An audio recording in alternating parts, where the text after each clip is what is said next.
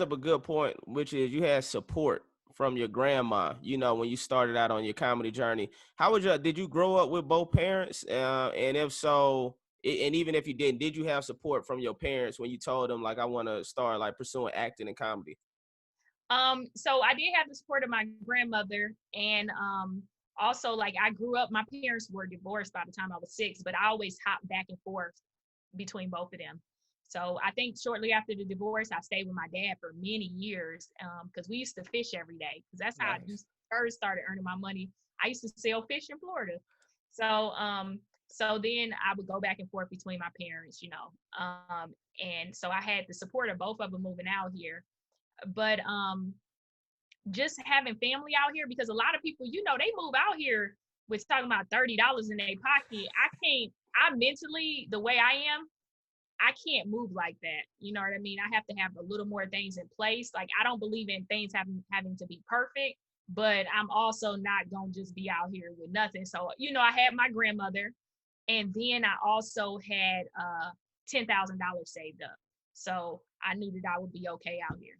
Wow, let's talk about that, because I mean, a lot of people don't know that I did the exact same thing. I opened my first savings account when I was 10 years old, and I put $50 in there because I always knew I wanted to move to LA. So like, when I Oh, was for 10, real? yeah. So like, my first $50, I opened a savings account, put fucking the $50 in there, and I was like, one day I'm gonna use this money to move to LA. Talk about you saving and knowing the importance of saving, because I mean, that's just something I feel like a lot of people don't think about. So what made you save, and what jobs were you doing to even get you to a point where you could save $10,000? So I was a cocktail waitress at the casino, um, in Coconut Creek, Florida, at the Coconut Creek Casino. It was an Indian reservation casino. I was a cocktail waitress. And it was this older Jewish man that used to come in there. He had to be probably late 50s, and maybe, yeah, I would say late 50s. And he would come in there, and all I had to do was come speak to him and say, hello, how are you? I don't remember his name, but I would just say hello, and I'll touch his shoulder. That was it. And this man would give me five $100 bills for coffee. Damn. And he would do this, and he would consistently come back. So that's the money that I used to just save up to move out here. And so I remember, like, I think I had ended up getting like 5,000 in 3 weeks or something like that.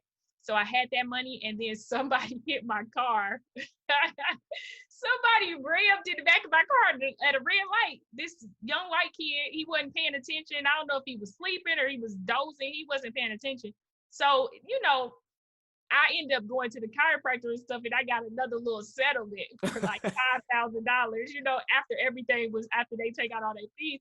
So that was the $10,000 I needed. I didn't care how I got it, but Thank you, Lord. I look at it all as God. You know what I mean? I didn't have to be at that light, and he didn't have to hit me. But yeah, my Now, see, neck still hurt because of it, but it's worth it. you said your neck still hurt because of it, huh?